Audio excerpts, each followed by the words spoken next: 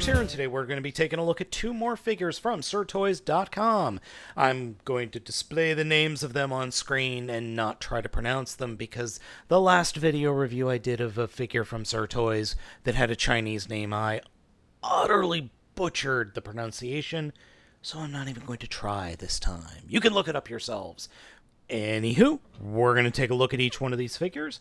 First up, I just want to do a comparison of both of them together. The big armored car figure is substantially larger in vehicle mode than this guy on the right, but I love the guy on the right. I think the styling is so cool, and that's where we're going to start with the full review.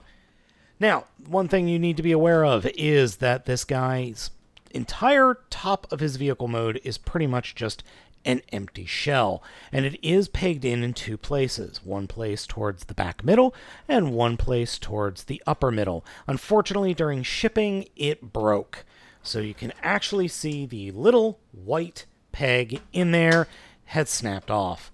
Not that big a deal, actually, because it holds together just fine. As long as you don't put any real pressure on it, it's not going to open up.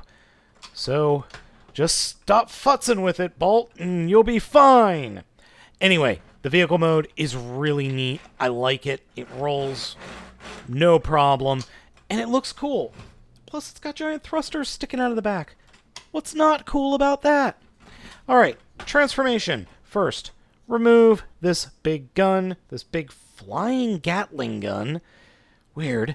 And then, first, unpeg the two halves together and open them up and spread them out.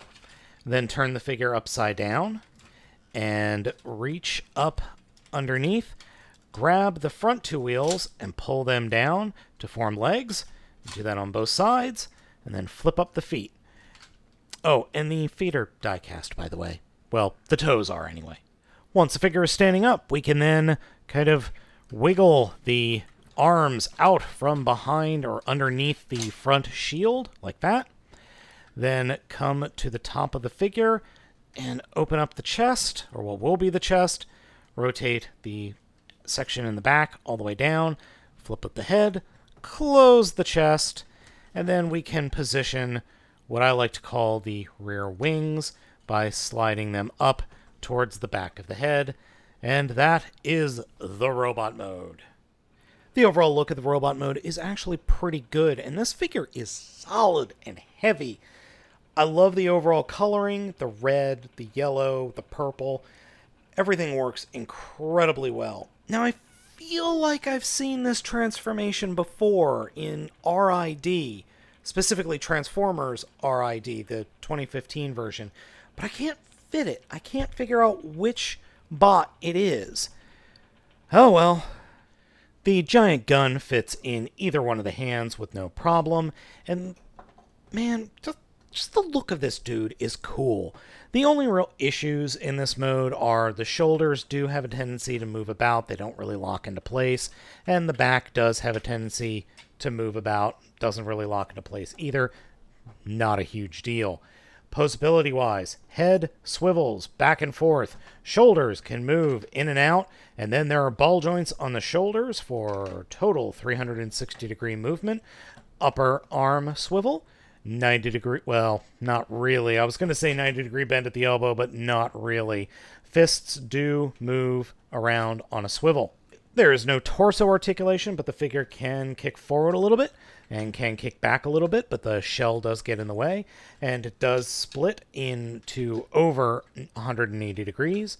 Upper thigh swivel, and a almost 90-degree bend at the knee, and then some toe articulation for the transformation. So you can get some okay poses out of this guy.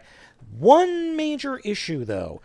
The transformation for sliding the leg, is supposed to lock into place, and it's a very loose lock. There's very little force required to slide the legs back up. Just be wary if you pick up this figure. I cannot argue with this head sculpt, however. This is a fantastic head sculpt, and the paint works really well. This would work perfectly as a Decepticon. Just saying. Even though this figure does have some minor flaws, it's totally worth putting in your collection if you can find it. I like it a whole lot. Now, that being said, this big old guy is pretty cool as well, but feels very reminiscent of somebody, so let's go ahead and get into it. Even though this figure might not look it, this is a clone or a very, very, very close retool of Transformers Robots in Disguise Warrior Class Ratchet. Not even joking. We'll get into it here in a second. Overall, I think it works really well. I think the overall design is good. It's hefty, especially in the front, because that's where the die-cast is. And I forgot, there's a lot more die-cast on that other figure. We'll return to that in a little bit. Underneath, you can see there's a robot mode under here, and this looks very reminiscent of Ratchet and Strong Arm. Weapons are housed up in what will become the legs, and I swear these are actually the guns that come with the Japanese version of Ratchet. So, transformation. If you've got that Ratchet figure, you know how this is going to go. Start off with the sides and flip them up like that. Then come down to the rear of the vehicle mode and turn it 180 degrees. Straighten out the legs. Fold down the feet. Oh, right, they're all one piece. They're all one piece. Never mind, don't do that. Then collapse the outer part of the rear of the vehicle mode into the back of the shins and stand the figure up. Next, come to what will be the chest. Leave the flap down, then grab the arms, which are the front of the vehicle mode, and fold them all the way forward and split them apart to form the arms, and then close them up over the fists. Like that. Then we could close the chest and take the rear of the vehicle mode and flip it up and just kind of get it out of the way as best we can. And here we have this dude. Head sculpt works. It's like a really thick ninja, and the chest is very reminiscent of his vehicle mode. Overall, it's pretty good looking. Except for the color. I'm not a fan of the color. And I was going to put this on the 360 degree little rotating thing, but I decided not to. I'm not too keen on the light blue, and there's got to be a better way to deal with this backpack, but I'm not finding one on this one, so yeah. Eesh. Guns can fit pretty easily into the hands, but you do have to be wary of the door there, because no matter how far you push them down, they're just kind of loose. They fit well-ish, but they are also loose. So, yeah, that isn't really clear, is it? Sorry. I think it works, but can't hold on to his own guns, the poor bugger. Posability. Head is on a ball joint. There is a ball joint in the shoulder, but the range of motion is a little limited. There's a swivel just behind the wheel for forward and back. There is an elbow, or just above the elbow swivel, and 90-degree bend at the fist. That doesn't really help him much. Torso articulation. Legs can kick forward that much. Can kick back that much. Can do almost a split. Upper thigh swivel. 90-degree-ish bend at the knee. Okay, that's more like 80 degrees. No foot articulation to speak of. Now, both of these figures have quite a bit of die-cast on them.